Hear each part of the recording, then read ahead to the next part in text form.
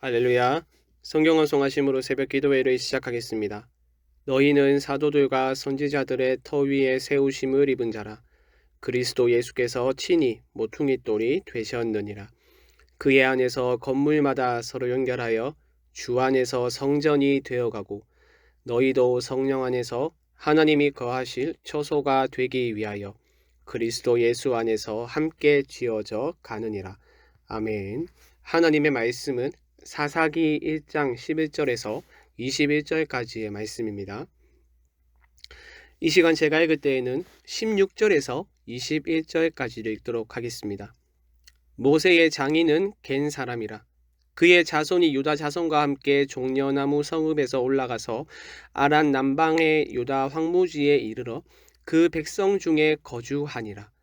유다가 그의 형제 시므온과 함께 가서 스밧에 거주하는 가나안 족속을 쳐서 그곳을 진멸하였으므로 그 성읍의 이름을 호르마라 하니라. 유다가 또 가사 및 그 지역과 아스글론 및 그 지역과 에그론 및 그 지역을 점령하였고 여호와께서 유다와 함께 계셨으므로 그가 산지 주민을 쫓아내었으나 골짜기의 주민들은 철병거가 있으므로 그들을 쫓아내지 못하였으며 그들이 모세가 명령한 대로 헤브론을 갈렙에게 주었더니 그가 거기서 아낙의 세 아들을 쫓아내었고 베냐민 자손은 예루살렘에 거주하는 여부스 족속을 쫓아내지 못하였으므로 여부스 족속이 베냐민 자손과 함께 오늘까지 예루살렘에 거주하니라. 아멘. 계속해서 사사기의 서론 부분을 살펴보고 있는데요. 우리가 읽은 말씀은 어제 본문과 연결되는 내용으로 유다의 정복 전쟁에 관한 말씀입니다. 여호수아가 죽은 후에 아직 정복하지 못한 가나안 땅을 두고 누가 정복해야 하는지 물었을 때 하나님은 유다를 지목하셨고 내가 이 땅을 그의 손에 넘겨 주었노라라고 약속하셨습니다. 하나님이 함께 하신다는 것을 알게 된 유다 지파는 하나님을 의지하여 담대히 전쟁에 임하였고 땅을 정복하였었죠. 본문도 마찬가지로 유다와 시므온의 승리를 말씀합니다. 17절에서 19절 상반절의 말씀을 다시 보시죠.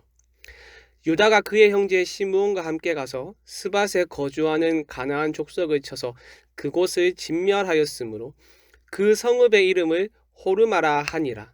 유다가 또 가사 및 그 지역과 아스글론 및 그 지역과 에그론 및 그 지역을 점령하였고 여호와께서 유다와 함께 계셨으므로 그가 산지 주민을 쫓아내었으나 하나님이 그들과 함께 하셔서 승리할 수 있었습니다. 그런데 문제는 이어지는 19절 하반절의 말씀입니다. 이렇게 말하고 있죠. 골짜기의 주민들은 철병거가 있으므로 그들을 쫓아내지 못하였으며 훗날 끊임없이 이스라엘을 괴롭힌 비극이 시작되었습니다. 여러분, 무엇이 문제입니까? 골짜기의 주민들이 철병거를 가지고 있었던 것이 문제입니까? 물론 열악한 무기를 가진 이스라엘에게 철병거는 매우 위협적인 무기였음이 분명합니다. 비유하자면 조총을 가진 일본이 화살을 가진 조선을 위협하는 것과 같습니다. 이길 확률이 전혀 없는 게임입니다. 그렇기에 철병거를 가진 주민들을 점령하지 못한 것이 어느 정도 이해됩니다. 그런데 사실 무기의 차이 때문에 점령하지 못했다는 것은 그저 변명에 불과합니다. 여호수아 17장의 말씀을 보시면 에브라임과 므낫세 지파가 땅을 더 요구하는 장면이 등장하는데요. 이때 여호수아가 이렇게 말합니다. 여호수아 17장 17절과 18절의 말씀입니다. 여호수아가 다시 요셉의 족속 곧 에브라임과 므낫세에게 말하여 이르되 너는 큰 민족이요 큰 권능이 있은즉 한 분깃만 가질 것이 아니라 그 산지도 내 것이 되리니 비록 삼림이라도 내가 개척하라 그 끝까지 내 것이 되리라. 가나안 족속이 비록 철병거를 가졌고 강할지라도 내가 능히 그를 쫓아내리리라 하였더라. 가나안 족속의 무기가 아무리 뛰어나다 하더라도 전능하신 하나님을 믿으면 능히 쫓아낼 수 있다고 분명히 말씀을 하셨습니다. 그렇다면 유다가 철병거를 가진 주민들을 쫓아내지 못한 이유는 무엇입니까? 하나님과 그분이 하신 약속의 말씀을 신뢰하지 않았기 때문입니다.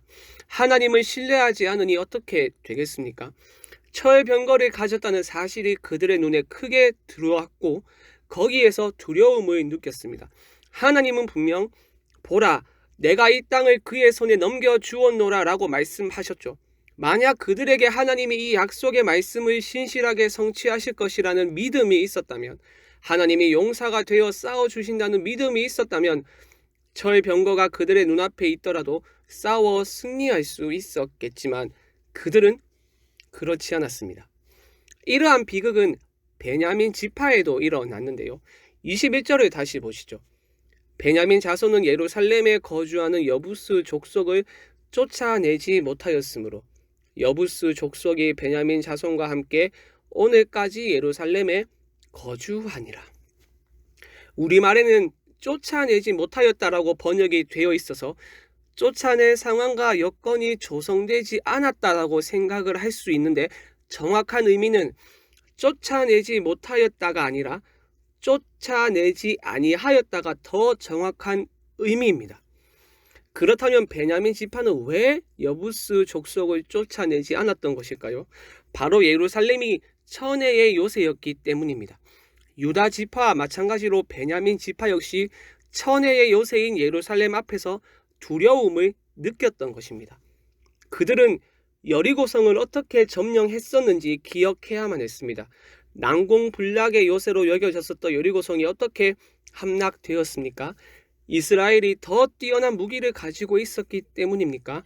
더 뛰어난 전술을 구사하였기 때문입니까? 아닙니다. 그들은 그저 하나님을 신뢰하며 하나님의 말씀에 순종했습니다. 그것밖에 없습니다. 그런데 지금은 어떻습니까?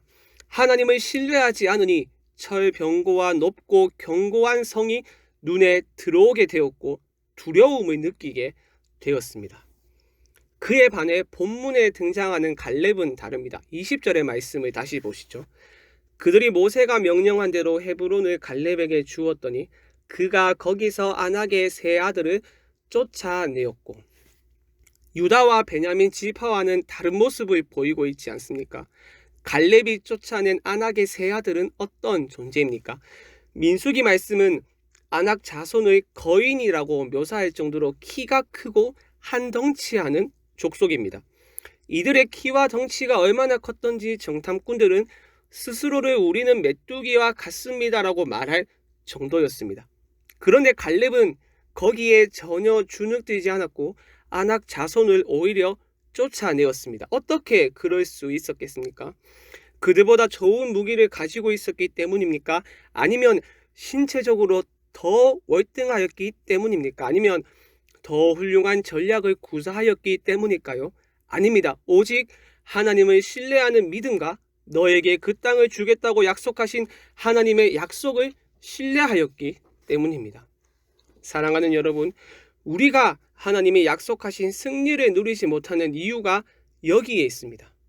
하나님에 대한 신뢰가 깨어지면, 하나님과의 관계가 깨어지면 세상이 거인처럼 보입니다.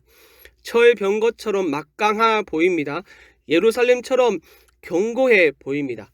세상 앞에서 나를 봤을 때 메뚜기 같고 한없이 초라해 보입니다. 주눅이 들게 되고 두려움이 엄습합니다. 그리고 하나님과 그분의 약속에 대한 신뢰는 사라지게 됩니다. 하지만 문제에 직면했을 때 하나님을 신뢰하고 약속의 말씀을 굳게 붙드는 사람은 승리할 수 있습니다. 왜냐하면 하나님이 친히 용사가 되어 우리의 대적과 싸워주시기 때문입니다. 그러므로 여러분, 어떤 상황 속에서도 설령 우리가 감당할 수 없는 큰 장애물이 우리 앞에 있다 하더라도 하나님과 그분의 약속을 신뢰함으로 승리하는 삶을 살아가는 여러분들이 되길 바랍니다. 말씀 생각하며 합심으로 기도하겠습니다. 하나님과 약속의 말씀을 신뢰함으로 두려움이 아닌 담대함을 가지고 세상 앞에 나아가 승리하는 삶을 살 수 있도록 붙들어 주시옵소서. 화요일은 장년부와 양육가정을 위하여 기도하는 날입니다. 말씀과 기도를 통하여 거룩의 능력을 회복하는 성도들이 되게 하여 주시옵소서.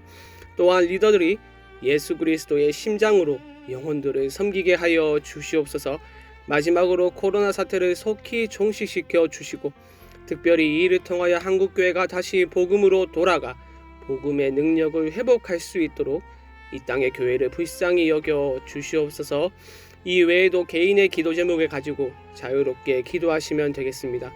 주님의 이름을 한번 부르고 자유롭게 기도하겠습니다. 주여.